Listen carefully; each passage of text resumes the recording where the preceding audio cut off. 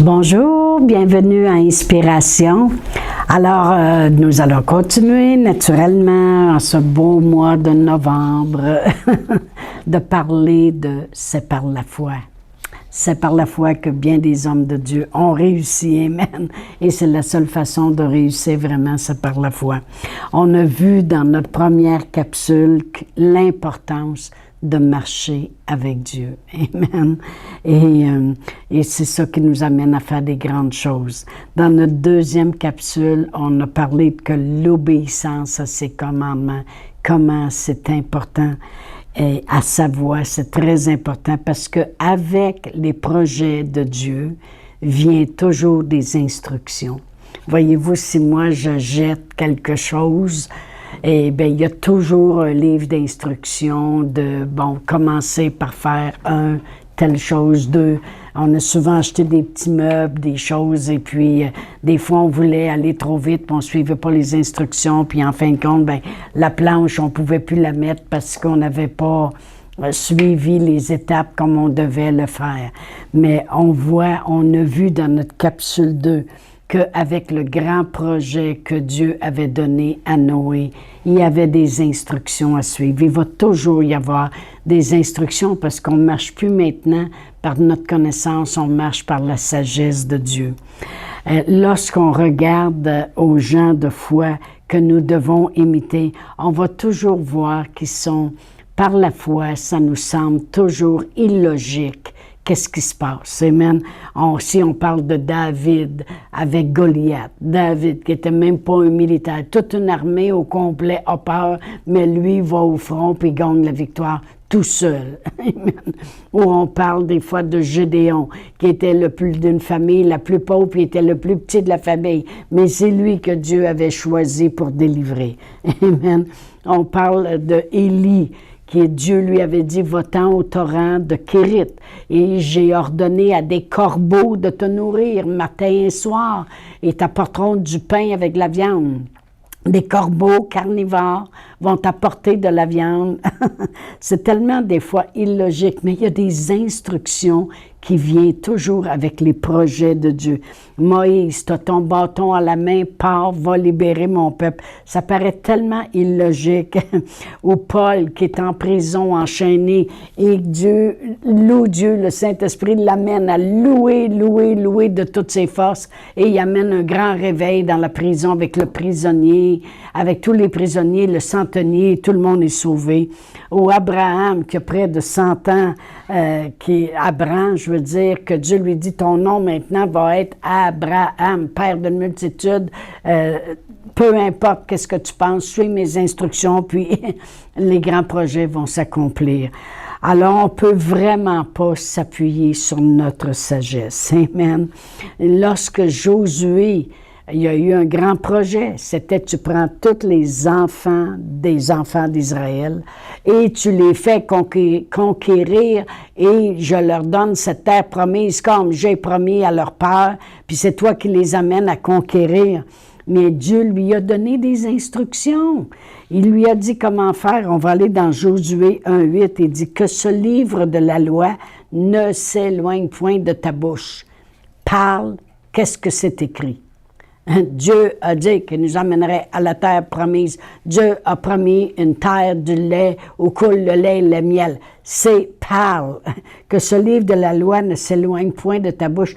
Puis médite-le jour et nuit pour agir. C'est ça qui va te faire agir fidèlement selon tout ce qui est écrit. Voyez-vous, le mot « tout » revient souvent. Parce que lorsque Dieu avait parlé à Noé, ça dit que Noé fit tout ce que Dieu lui avait demandé. Lorsque Dieu parle à Josué, il dit que ce livre de la loi ne s'éloigne point de ta bouche, médite-le jour et nuit, afin d'agir fidèlement selon tout ce qui est écrit. C'est alors, c'est là, c'est alors que tu auras du succès dans tes entreprises, c'est alors que tu réussiras. OK. Lorsqu'on a regardé à Noé, dans notre deuxième capsule, on a pu voir que l'histoire se serait terminée complètement différemment s'il n'avait pas obéi à tout ce que Dieu lui avait demandé ou dit de faire. Amen. Lorsque nous lisons c'est alors que tu auras du succès dans tes entreprises. Ça veut dire du succès dans tout ce que tu entreprendras par la foi. Dans tout ce que tu entreprendras par la foi, c'est alors que tu auras du succès. Amen. Alors, Noé a réussi à sauver sa famille en marchant fidèlement selon tout ce qui est écrit. Pour imiter Noé, moi je vais tourner à Hébreux 11, Hébreux 6, excusez.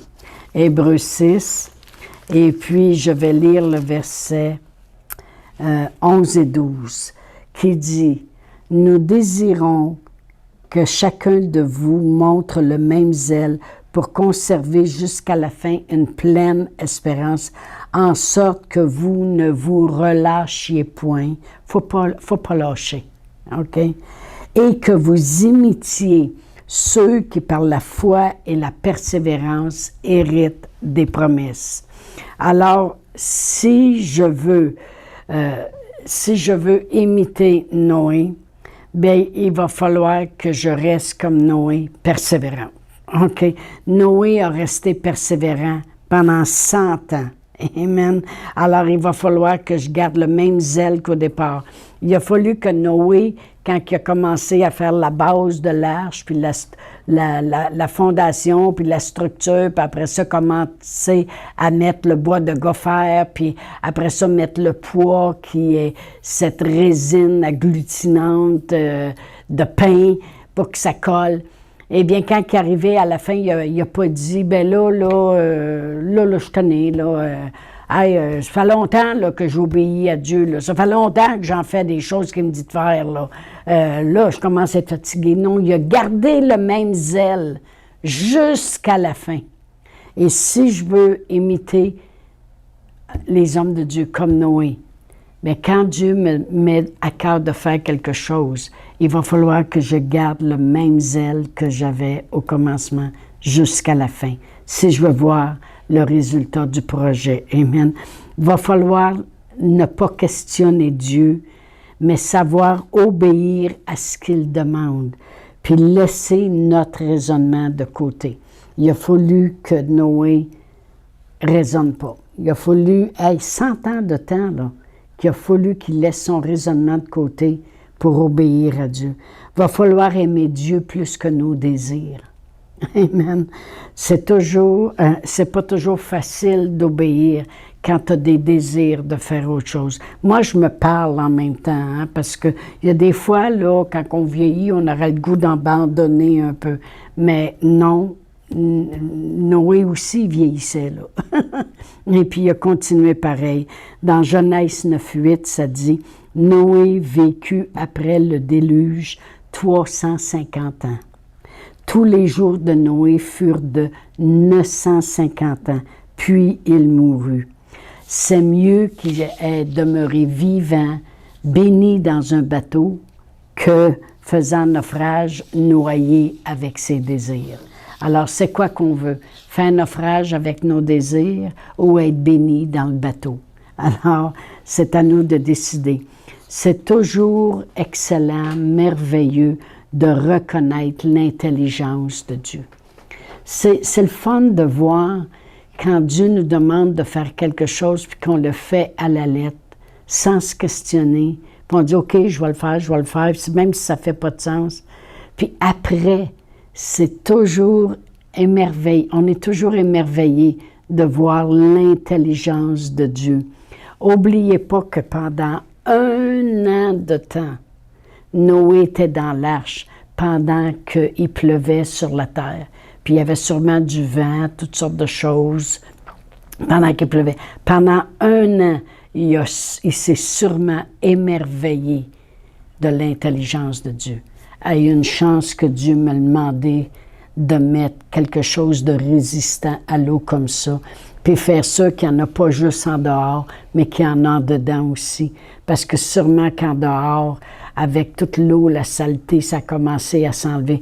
Mais une chance qu'il me dit d'en mettre aussi du poids en dedans. Je suis certaine qu'il s'émerveillait de l'intelligence de Dieu. Puis Dieu, il aime qu'on s'émerveille de son intelligence. Amen. Parce qu'il est le créateur de l'univers, l'alpha et l'oméga, le début et la fin. C'est par lui que sont faites toutes choses. Amen. Dans Hébreux 8, verset 13, ça dit l'an 601, le premier jour du premier mois, les eaux avaient séché sur la terre.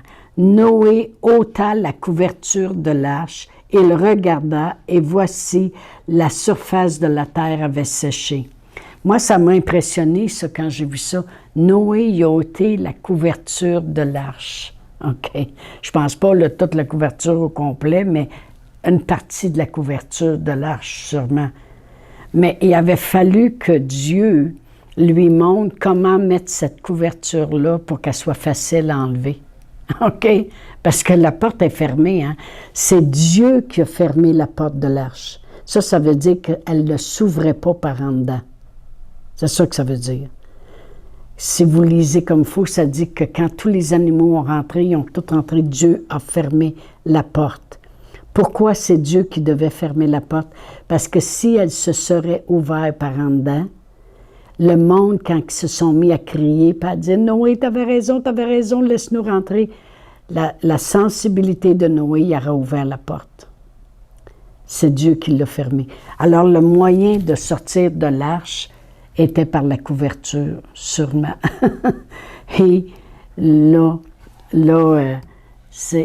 Dieu lui a dit, comme ça dit ici, Noé ôta la couverture de l'arche, il regarda et voici la surface de la terre avait séché.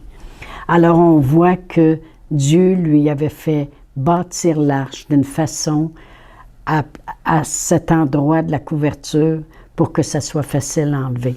Il a dû reconnaître tellement l'intelligence de Dieu. Vous savez, je vais relire un verset que j'avais lu dans ma deuxième capsule dans Proverbe 3, 19 et 20. C'est par la sagesse que Dieu a fondé la terre. Vous savez, le monde, il s'émerveille de voir les animaux, comment ils sont tous différents, comment ils se défendent différemment. Un animal, comme la moufette, elle va arroser si elle est mal pris. Le chien va mordre, le chat va graffiner. L'intelligence de Dieu. C'est par la sagesse que l'Éternel a fondé la terre. Par son intelligence, il a fermé les cieux. Et c'est par sa science que les abîmes se sont ouverts puis que les nuages distillent la rosée. C'est tellement précis. Puis dans Proverbe 3,13, ça dit « Heureux l'homme qui a trouvé la sagesse et l'homme qui possède l'intelligence. » Vraiment, la sagesse puis l'intelligence, ça s'acquiert avec Dieu. Parce que c'est Dieu qui est la sagesse, c'est Dieu qui est l'intelligence, c'est Dieu qui a fondé la terre. Fait que moi, je vis sur la terre, je vais aller chercher la sagesse et l'intelligence de Dieu. Le mot heureux ici veut dire béni. Pour marcher par la foi, ça prend l'intelligence et la sagesse de Dieu. Parce qu'il sait les choses, il sait comment les faire, il va nous dire comment faire, puis si on obéit à tout, il n'y a pas de problème. L'histoire de Noé nous démontre très bien cette importance de marcher avec la sagesse puis l'intelligence de Dieu. Amen. C'est très important de reconnaître la voix de Dieu. De reconnaître sa voix, pour Noé, c'est venu à marcher avec Dieu. Tu marches avec lui, il vient un temps que tu bâtis tellement cette intimité que tu reconnais sa voix. Assez que Noé était plus conscient de Dieu que de ce qui se passait autour de lui. Il vient un temps que tu marches tellement avec Dieu, tu entends tellement sa voix, tu obéis à ses commandements, tu es plus conscient des projets de Dieu, de qu'est-ce que Dieu veut faire, comment il veut t'utiliser, que de qu'est-ce qui se passe autour de toi. Le monde qui parle juste de qu'est-ce qui se passe dans le monde, bien c'est parce qu'il devrait marcher peut-être un petit peu plus avec Dieu pour reconnaître, être plus conscient de qu'est-ce que Dieu veut, de qu'est-ce que Dieu va faire, que qu'est-ce qui se passe dans le monde. N'oublions pas qu'il était le seul intègre de sa génération. Lorsqu'il sortit de l'arche, la première chose qu'il a fait, c'est qu'il a bâti un autel à l'Éternel. Il a offert des holocaustes. Moi, j'ai pensé à ça, puis j'ai dit, c'est vrai. Pendant 1 an, là, les animaux, ils ont eu le temps d'avoir des bébés. Il y avait un mâle et une femelle. Hein? Si on veut la reproduction, ça ne prend pas mâle avec mâle puis femelle avec femelle. Ça prend un mâle et une femelle. Okay? On est mieux de savoir ce qu'on est. Amen? Mais ils ont eu le temps d'avoir des bébés parce que s'ils auraient pris la colombe qui a fait rentrer dans l'arche, mâle et femelle, puis ils auraient offert en holocauste, ou peu importe les offrandes qu'il a faites, ils auraient tué qu'est-ce qui peut donner une descendance? Alors, ils ont eu le temps d'avoir des bébés. Il y a eu le temps de faire des holocaustes. Amen. Dans Genèse 8, versets 20 à 22, ça dit « Noé bâtit un autel à l'Éternel. Il prit de toutes les bêtes pures et de tous les oiseaux purs, et il offrit des holocaustes à l'Éternel. L'Éternel sentit une odeur agréable, et l'Éternel dit en son cœur, « Je ne maudirai plus la terre à cause de l'homme, parce que les pensées du cœur de l'homme sont mauvaises dès sa jeunesse. Je ne frapperai plus tout ce qui est vivant comme je l'ai fait. Toute la terre subsistera, les semailles et la moisson, le froid et la chaleur, l'été et l'hiver, le jour et la nuit ne cesseront plus. » Noé, homme de foi et d'intégrité, saisi d'une crainte respectueuse, il a obéi, il a persévéré pendant 100 ans. Puis après ça, il était tellement reconnaissant de la sagesse et de l'intelligence de Dieu qu'il a fait des offrandes qui sont devenues agréables à Dieu. Grâce à lui, sa foi, sa persévérance avec Dieu, ses holocaustes, l'Éternel a senti une odeur agréable. Puis savez-vous ce qui est arrivé? L'Éternel, il a promis qu'il ne détruirait plus jamais la terre, qu'il ne frapperait plus comme ça. Puis au chapitre 9, versets 12 et 13, « Voici le signe que Dieu a fait. Et Dieu dit, « C'est ici le signe de l'alliance que j'établis entre moi et vous, et tous les êtres vivants qui sont avec vous, pour les générations à toujours. J'ai placé mon arc dans la nuit, et il servira de signe d'alliance entre moi et la terre. » Hein, c'est merveilleux quand il pleut, puis là, il tombe encore un petit peu de pluie, puis le soleil paraît, puis on voit l'arc dans le ciel. Un jour, il y a quelqu'un qui passait sur le boulevard, puis il y avait justement une arc comme ça, juste au-dessus de l'église. Puis la personne a pris une photo, merci Seigneur, on a développé la photo. Et puis c'est tellement merveilleux parce que c'est le signe de l'alliance. Vraiment, comment Dieu ne détruira plus comme ça la terre. L'homme, il sait qu'il est méchant dès son enfance, mais il a envoyé un sauveur, Jésus, qui a payé le prix. Puis merci Seigneur, qu'on peut marcher en justice devant Dieu à cause de Jésus. Alors je vous dis à la semaine prochaine. On continue. Chantal Paulus est avec vous tous les jours du lundi au vendredi sur Facebook et YouTube. Vous pouvez écrire à Chantal en privé sur Messenger. Si vous avez manqué une capsule, retrouvez-la sur la section vidéo de Facebook ou sur YouTube si vous désirez faire un don par Interac.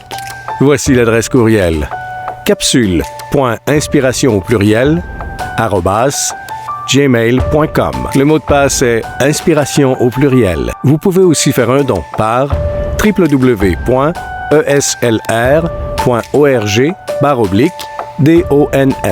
Veuillez indiquer en mémo Capsule Inspiration.